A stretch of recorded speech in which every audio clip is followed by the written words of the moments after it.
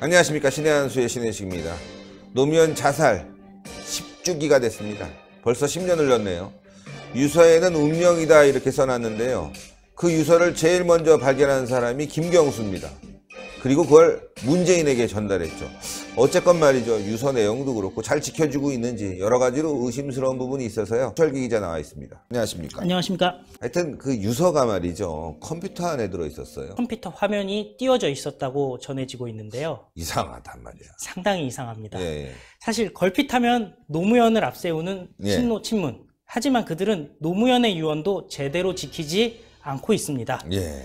사실 어제 말씀하셨듯이 노무현 사망 10주기였는데요. 잘 아시다시피 박연차 태광실업 회장에게 뇌물을 수수한 혐의로 검찰 조사를 받던 중 부엉이 바위에서 투신 자살했습니다. 예. 2009년 5월 23일이었고요. 예. 그야말로 노무현은 사면 초가에 빠져 있었습니다. 예. 박연차에게 600만 불, 지금으로 치면 한 70억 정도 되는 예. 돈을 했으니까 어마어마한 그렇죠. 큰 금액이죠. 예. 그리고 또 논두렁에다가 피아제를 던진 것도 그때 화제가 되었습니다. 예. 물론 그 지금 아니라고 하고 있어요. 망치로 이렇게 때려서 부쉈다고 하는데요. 예. 그건 하는 얘기니까 예. 밝혀지질 않았으니까요. 예. 그렇지만 이런 곤혹 때문에 친노 세력들은 스스로를 패족이라고 부르면서 노무현과 선을 긋고 있던 때였습니다. 그렇죠. 대표적인 사람이 안희정이었고요. 예. 사실 안희정이 그 후에 정치적으로 재개해서 충남지사를 했지만 결국에는 아마 그때 발언 때문인지 미투 사건 이런 것이 걸리면서 정치적으로 이미 사망 선고를 받은 게 아닌가 하는 생각도 있습니다. 예. 어떤 눈의 가시였군요. 예. 그 발언 때문에. 네. 실제로 당시에 친노는 17대 대선에 후보도 내지 못한 상황이었고요. 예. 그런데 궁지에 물렸던 노무현의 자살이 그 대한민국의 정치사 아니 운명을 바꾸게 되는 사건이 됩니다. 예. 그 중심에 노무현의 유서가 있습니다. 유서. 예. 그 유서가 참 진짜 썼을까? 난 그게 제일 궁금해요. 일단 한번 화면을 보시죠. 예, 한번 화면을 볼까요? 많이들 알고 계신 내용이기 때문에 다 읽지는 않고요. 좀 이번에 중요한 4줄의 문장만 읽어보도록 하겠습니다. 예. 누구도 원망하지 마라. 운명이다. 화장해라. 그리고 집 가까운 곳에 아주 작은 비석만 남겨라. 예. 자포자기하는 심정인데, 아니 이거를 참 이상하네. 유서를 글로 쓰지 이거를 갖다 컴퓨터에다가 그냥 화면에 띄워놓고 그냥 가는 사람이 세상에 어딨어. 처음 봤어요. 지금 이게 전대미문이에요. 앞으로도 없을 것 같고 그 전에도 없었고. 다음 사진을 보시면요. 예. 이게 그 방입니다. 예. 그 집무실이고 저기에 보이는 모니터에 띄어져 있었습니다. 유서가. 예. 사실 장소는 명확한데요. 이 1200평 부지에 180평의 건물입니다. 네네. 아방궁이라는 말도 있었는데 저쪽에서는 아방궁이라고 하면 분노가 치솟는다고 하는데요. 네. 일단 널찍널찍한 방이고요. 네. 컴퓨터 화면에 유서가 떠 있는 채로 발견됐다고 전해집니다. 네. 그런데 컴퓨터로 글을 쓰면 파일에 그 글 쓴 시간이 명확하게 나오지 않겠습니까? 그렇죠.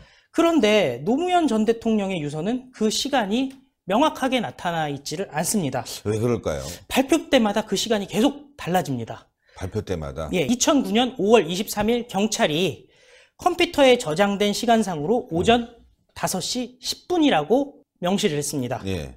그런데 김경수 비서관, 당시에 이제 그 봉화마을 사저에서 보좌를 하던 사람이죠. 네. 지금은 드루킹 사건으로 조사받고 있는 암호명 바둑입니다. 네, 암호명 바둑. 네, 예. 바둑입니다. 네. 이 사람은 또 오전 5시 21분이라고 또 얘기를 했습니다. 네. 그리고 그때 파일명도 나와 있는데요. 네. 나로 말미암아 여러 사람의 고통이 크다라는 파일명이었다고 네. 합니다. 그런데 이후에 경찰 수사 결과가 또 달라집니다. 네. 24일 이노구 수사과장에 따르면은 5시 21분에 편집을 시작한 것이고 네. 최종 저장은 5시 44분에 했다고 합니다.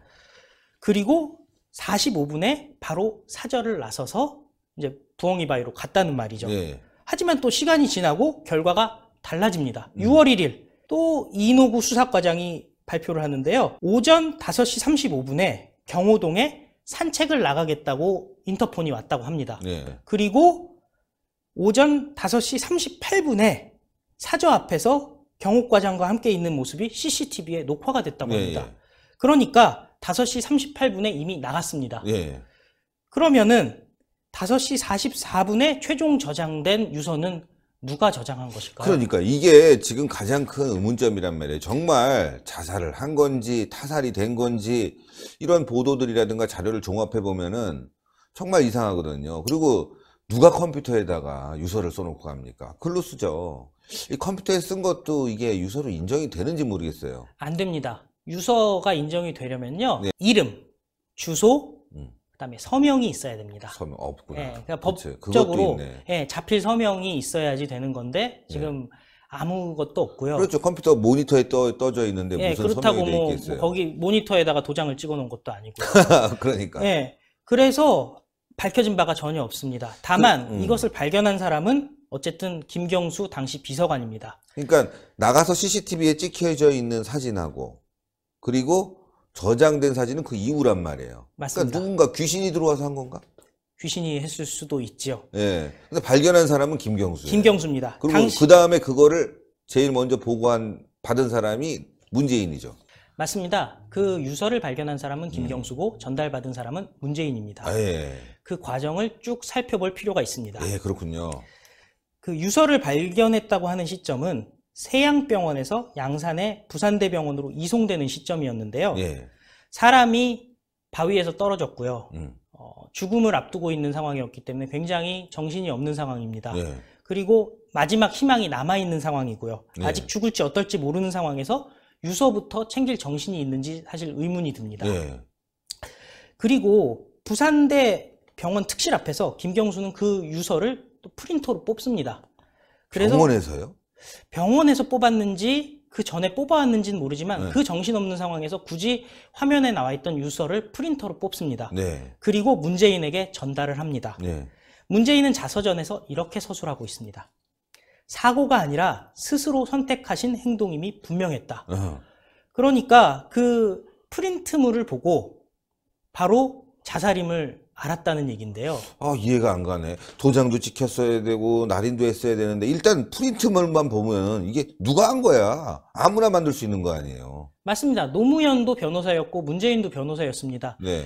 그 유서의 구성 여건에 대해서 모를 수가 없는 사람들입니다. 그렇죠. 그런 사람들이 그렇게 허술하게 했을지 사실 의문이 듭니다. 네.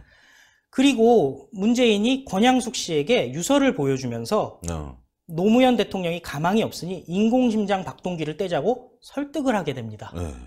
권양숙 씨는 그 유서를 보고 여러 번 실신을 거듭한 끝에 결국 설득당해서 9시 30분에 심장 박동기를 떼게 됩니다. 아, 이해할 수가 없네. 어떻게든 살려보려고 노력했어야 되는데, 문재인이 계속 심장 박동기를 떼라고 그랬다고요? 예, 유서 보여주면서? 맞습니다. 보통 환자 부모라든지 환자 가족들은 어떻게든 환자를 살리기 위해서 마지막까지도 노력을 하지 않겠습니까? 이거 지금 알려주시는 거 팩트입니까? 그 문재인의 자서전에 나와 있는 팩트입니다. 팩트네. 예, 팩트입니다. 뭐 다른 사람이 얘기한 게 아니라 문재인이 얘기한 야, 겁니다. 이거 믿기 어려운데요.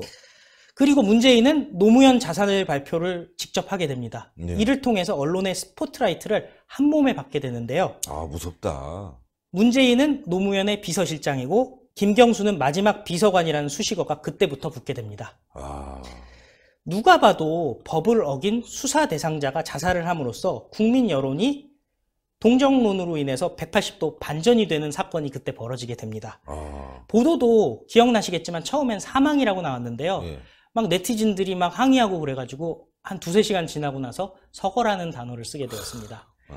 서거라는 단어가 중립적인 단어가 아니기 때문에 그렇죠. 사망이라는 단어를 쓰는 게 제 생각에는 언론으로서는 맞을 것 같거든요. 예, 예. 언론에서 대통령 나왔다고 뭐 존칭 쓰는 거 아니지 않습니까? 그러니까요. 그런데 서거라는 단어를 이야. 뉴스가 쓰게 됩니다.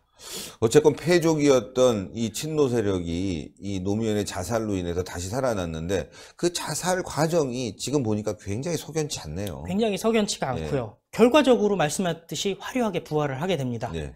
지방선거에서 2010년 지방선거에서 안희정과 이광재가 각각 도지사가 됐고요. 김두관도 경남에서 지사가 돼서 지금의 어떤 PK의 교두보를 확보하게 됩니다. 아, 그런데 문재인도 노무현 유언에 나온 운명이라는 단어를 제목으로 써서 본인의 대권 가도를 시작하는 자서전을 쓰게 되고요. 그러니까. 예, 이제부터 이제 노무현의 어떤 유훈 통치 비슷한 느낌을 받게 되는 거죠. 유훈 통치라 하면 사실 우리가 쓰는 단어는 아니지 않습니까? 뭐 그 전만 해도 문재인의 존재감이 굉장히 미미했는데 이 유서 발표하고 자살 발표하면서 문재인이 확 떴군요. 맞습니다. 그리고 김경수도 노무현 사망을 계기로 뭐 아내라든지 이런 집안의 반대를 뿌리치고 직접 정치를 시작하게 됩니다. 그런데 막상 노무현의 유언을 이 사람들이 잘 지키지는 않았습니다. 예.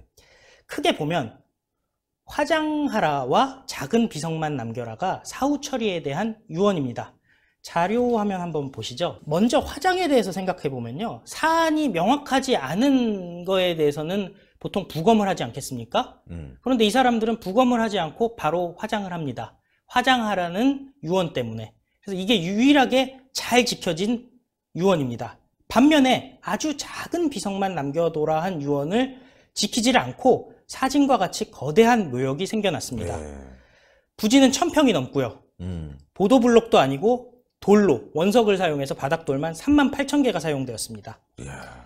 다음 사진을 보시면요. 이렇게 거대한 돌이 비석으로 사용됐습니다. 작은 비석이 아니라 이런 거대한 돌을 사용했습니다. 또 원망하지 말라는 유언도 있는데요. 예. 전혀 지켜지지 않고 있습니다. 적폐청산이라는 이름으로 보수 우파와 전 정권 사람들을 다양한 방법으로 탄압하고 있습니다. 오늘 노무현 자살과 관련된 여러 가지 사항 중에서도 유서 부분만 가지고 이야기를 했는데요. 굉장히 무시무시한 느낌을 받게 됩니다. 네. 하여튼 취재 고생하셨습니다. 감사합니다. 감사합니다. 예, 오늘 뭐 노무현 사망과 관련된 유서 이야기를 좀 해봤는데요. 좀 무시무시한데요. 정말 자살인지도 의심스럽습니다, 여러분들. 프린트물 하나 가지고 벌어진 이 여러 가지 음모들 한번 생각해 봐야 될 필요가 있는 것 같습니다. 무시무시하다. 동그랗게 올라가는 구독 버튼, 추천 버튼, 댓글 많이 부탁드리겠습니다. 대단히 감사합니다. 수고했습니다.